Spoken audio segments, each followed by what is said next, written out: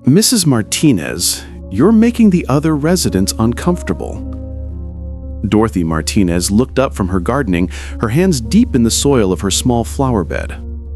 At 68 years old, gardening was one of her favorite activities at Sunrise Senior Living in Phoenix, Arizona.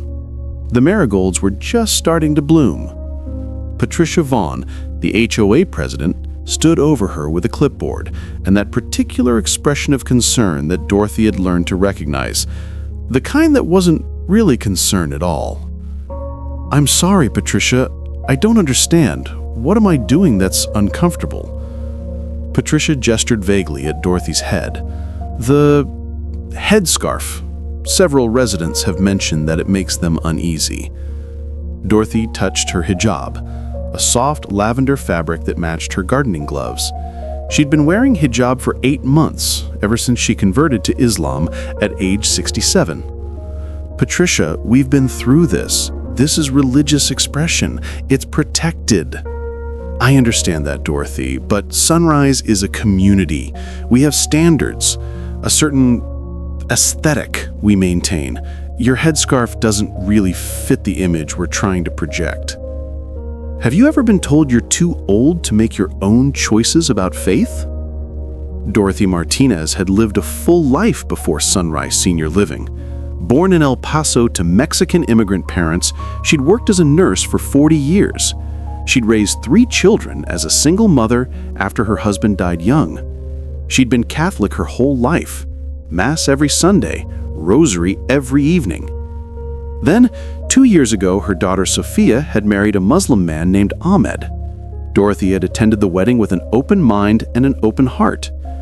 She'd asked questions, read books, attended a few gatherings at the mosque. Something in Islam resonated with her in ways Catholicism never had. The directness of the prayer, the emphasis on charity, the spiritual discipline. At 67, Dorothy had converted. At 68, after months of spiritual preparation, she'd started wearing hijab. Her children supported her, her mosque community embraced her, but Sunrise Senior Living, the retirement community where she'd lived peacefully for 3 years, had become hostile. "Patricia, I pay my HOA fees. I follow the rules. I'm not disturbing anyone. I'm just wearing a headscarf while I garden." "It's not just the gardening, Dorothy. You wear it everywhere, to the community center, to the dining hall. Some residents feel like you're, well, they don't know how to say it politely." "Then maybe they should learn," Dorothy said quietly, returning to her marigolds. Patricia's voice took on an edge. "Dorothy, I'm trying to help you. The board is meeting next week. There's been talk of revising the community guidelines about appropriate attire in common areas." "Appropriate attire?" Dorothy looked up sharply. "You mean a rule targeting my hijab specifically?" "I mean a rule ensuring all residents feel comfortable and safe in their own community." "Safe?" Dorothy stood up, her knees protesting slightly. "Patricia, I'm a 68-year-old grandmother. I've been a nurse for 40 decades. I've probably saved more lives than everyone on this HOA board combined. How exactly am I making anyone unsafe?" Patricia stepped back, clearly not expecting resistance from the usually gentle Mrs. Martinez. "I'm just delivering the message, Dorothy. What you do with it is up to you." As Patricia walked away, Dorothy felt something she hadn't felt in years. Anger. Not the hot, explosive kind, the cold, determined kind. The kind that makes you stop accepting injustice and start documenting it. You won't believe what this grandmother did next. That evening, Dorothy sat at her small desk and opened a notebook. At the top of the first page, she wrote, "Discrimination Log, Sunrise Senior Living." She'd learned systematic thinking during her nursing career. Every patient interaction got documented, every medication got recorded, every symptom got tracked. Now she'd apply those same skills to discrimination. Entry 1, March 15th, 2024, 3:47 p.m. Patricia Vaughn, HOA president, approached me while gardening. Stated my hijab makes residents uncomfortable. Mentioned board meeting next week to discuss revising community guidelines about appropriate attire, clear targeting of religious expression. Dorothy started paying closer attention, and once she started looking, she saw the pattern everywhere. Entry 2, March 17, 2024, Community Center Yoga Class. Instructor asked me to remove hijab for better movement. I explained it's religious. She said, "We don't do religion in yoga class." Note, Christian residents wear cross necklaces in yoga class, never asked to remove them. Entry 3, March 19, 2024, Dining Hall, seated at table with Betty, Margaret, and Susan, usual group. Betty mentioned that she'd heard I joined a cult. Margaret asked if I was allowed to eat with non-Muslims. Susan said nothing but moved to different table. First time in 3 years they've excluded me from conversation. Entry 4, March 22, 2024. Found note under my door. Go back to your own country. Unsigned. Reported to management. Manager, Jeff Collins, said, probably just a misunderstanding, and maybe you're being too sensitive. Entry 5, March 24, 2024. HOA board meeting. Community standards proposal introduced. No head coverings in common areas, except for medical reasons. When I pointed out this targets religious expression, board member Frank Peterson said, "We're not targeting anyone. This is about maintaining community standards." Vote postponed to next meeting. By April, Dorothy had documented 23 separate incidents. The harassment was systematic and escalating. Her daughter Sophia was furious when Dorothy showed her the notebook. "Mom, you need to fight this. This is discrimination. This is illegal." "I'm 68 years old, Mija. I'm tired. Maybe it's easier to just not wear the hijab in common areas. I can wear it in my apartment." Sophia stared at her mother in disbelief. "Mom, you taught me to stand up for what's right. You marched for immigrant rights in the 80s. You fought the hospital when they tried to cut nursing staff. When did you become someone who backs down?" Dorothy felt the sting of truth. "I'm old, Sophia. I don't have the energy I used to." "Then use the energy you have. Because if you don't fight this, what message does that send to me, to my kids? That when you get old, you lose your rights? That religious freedom has an expiration date?" Sophia pulled out her phone. "I'm calling CARE and the ACLU and every civil rights lawyer in Phoenix because my mother didn't raise me to watch injustice and stay quiet." Attorney Marcus Thompson from the Arizona ACLU reviewed Dorothy's documentation with growing amazement. "Mrs. Martinez, this is incredibly thorough. Most discrimination cases struggle with proof. You've documented everything." "I was a nurse for 40 years, Dorothy explained. "You learn to keep good records." Marcus opened his laptop. "Let me explain what we're dealing with. The Fair Housing Act prohibits discrimination based on religion. That includes retirement communities. The HOA can't create rules that target religious expression. But they're saying it's about community standards, not religion. That's called pretextual discrimination, when the stated reason is neutral, but the actual intent is discriminatory. Your documentation proves it. Look," he pointed to Dorothy's entries. "Before you wore hijab, no issues for 3 years. After hijab, suddenly 23 incidents in 6 weeks. That pattern proves discriminatory intent. So what do? We sue. Federal court, Fair Housing Act violation, religious discrimination. And we ask for an injunction stopping the HOA from implementing their no head coverings rule." Dorothy felt her heart race. "I've never sued anyone in my life." "You've also never let injustice stand," Marcus replied. "I told me, Sophia, about your activism work, about the nursing strikes, about standing up to hospital administration. This is the same thing, just a different fight." Dorothy thought about it, about the note under her door, about Betty, Margaret, and Susan excluding her, about Patricia's condescending tone, about being told she was too old to make her own choices about faith. "Okay," she said firmly. "Let's do it." The next HOA board meeting was packed. Word had spread that the Muslim lady was challenging the community standards proposal. 73 residents attended, a record. Most came to support the hijab ban, but not all. Patricia Vaughn called the meeting to order. Tonight we're voting on the Community Standards Enhancement Proposal. To summarize, no head coverings, bandanas, or hats in common areas except for documented medical reasons. Point of order, Dorothy said, standing. I have a statement before the vote. Patricia looked annoyed but nodded. 2 minutes, Mrs. Martinez. Dorothy walked to the front, her hijab a soft rose color that matched her cardigan. She looked every bit the grandmother she was, except for the steel in her voice. My name is Dorothy. I've lived here for 3 years. I've been a good neighbor. I've organized the book club. I've volunteered for the garden committee. I've made friends. She paused. 8 months ago, I converted to Islam. It was a personal decision based on years of spiritual searching. Part of my practice is wearing hijab. This headscarf represents my commitment to God. Since I started wearing hijab, I've been excluded, harassed, and told I make people uncomfortable.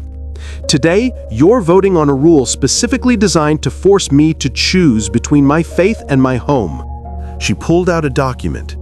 This is a federal lawsuit filed this morning in U.S. District Court, Martinez v. Sunrise Senior Living HOA. It alleges violations of the Fair Housing Act through religious discrimination. The room erupted in shocked murmurs. I'm 68 years old, Dorothy continued, her voice rising. I worked as a nurse for 40 years. I raised 3 children alone after my husband died.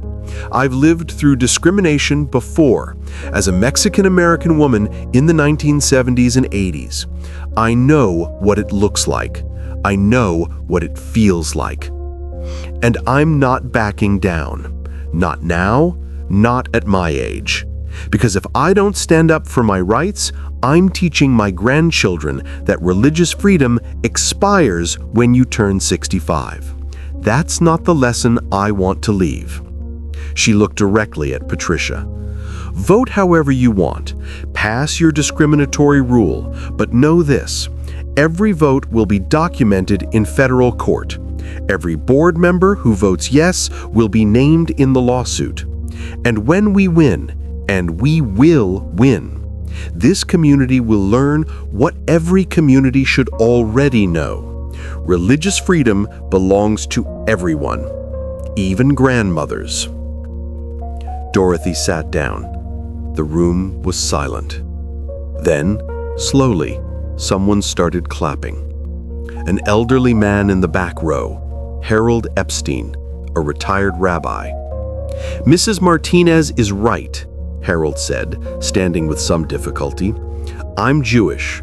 I wear a yarmulke. If this rule passes, I'm next.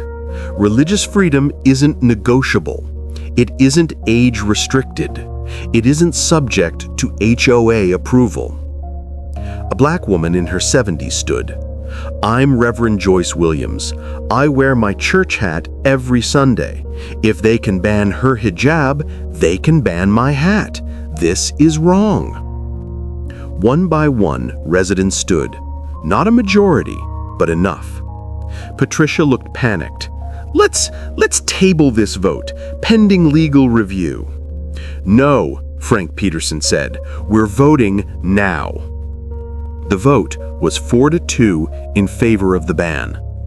Dorothy smiled grimly. She'd gotten exactly what she needed. A clear, documented vote in favor of discrimination. Perfect evidence for federal court. The lawsuit made local news. Elderly Latina grandmother sues retirement community over hijab ban. Then national news. 68-year-old convert fights religious discrimination in Phoenix HOA. The story hit every demographic perfectly. Elderly woman, sympathy. Latina grandmother, intersectional discrimination. Religious convert, faith authenticity questions. HOA overreach, universal resentment. Federal civil rights case, legal significance. Within a week, Sunrise Senior Living was facing a PR nightmare. But the board doubled down. Their attorney released a statement. Sunrise Senior Living maintains reasonable community standards.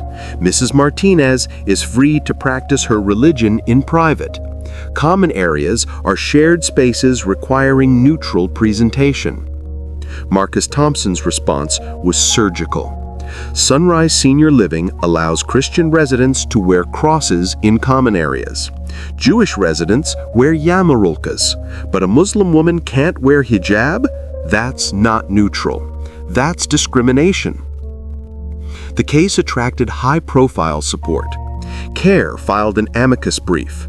The Department of Housing and Urban Development opened an investigation. Arizona's Attorney General issued a statement supporting religious freedom in housing. But the most powerful support came from an unexpected place. Harold Epstein organized a meeting in the community center, unauthorized and in direct violation of HOA rules. 47 seniors attended. "I'm 68 years old," Harold said. "I survived discrimination as a Jewish kid in the 1950s. I'll be damned if I watch it happen to Dorothy Martinez in 2024. Reverend Joyce Williams stood. "We've been silent too long. We've watched them harass Sister Dorothy for months. Silence is complicity. It's time we act." "What can we do?" someone asked. "We're old. We're not exactly intimidating." Harold smiled. "We're not young, but we're not powerless. We have time. We have numbers. We have social security checks that pay HOA fees. And we have the one thing HOAs fear most: organized resistance." Over the next 2 weeks, the senior residents launched a coordinated campaign. Week 1 actions. 23 residents wore head coverings to the dining hall in solidarity, bandanas, hats, and scarves. 15 residents stopped paying HOA fees, kept in escrow, not refusal, legal protest. 8 residents filed individual discrimination complaints with HUD. Harold organized a Seniors for Religious Freedom group. Week 2 actions.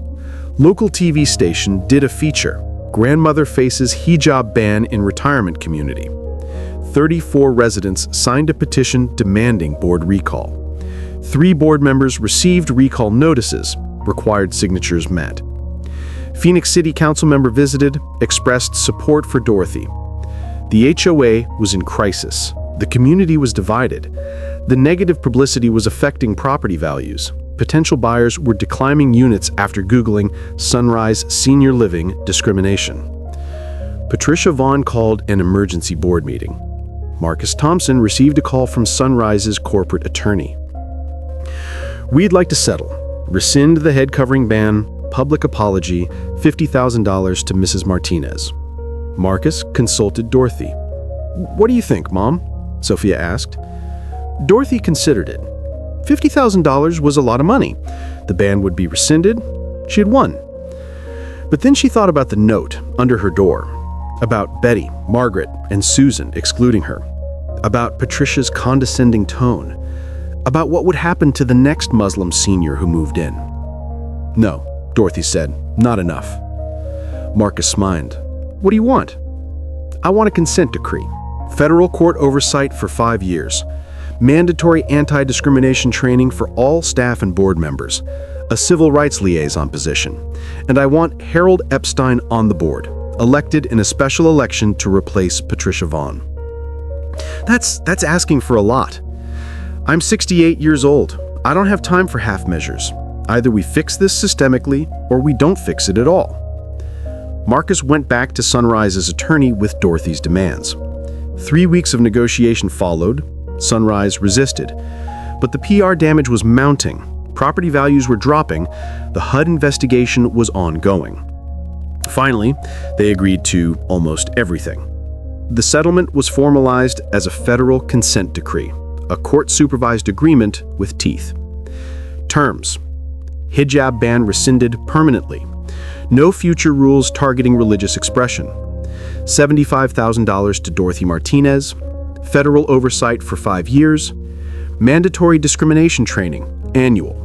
Civil rights liaison position created. Board elections within 90 days. Patricia Vaughn, resigned. Public apology posted in community and local newspapers. The consent decree was entered into federal court, making it legally binding and enforceable. Judge Maria Santos, who approved the decree, made a statement.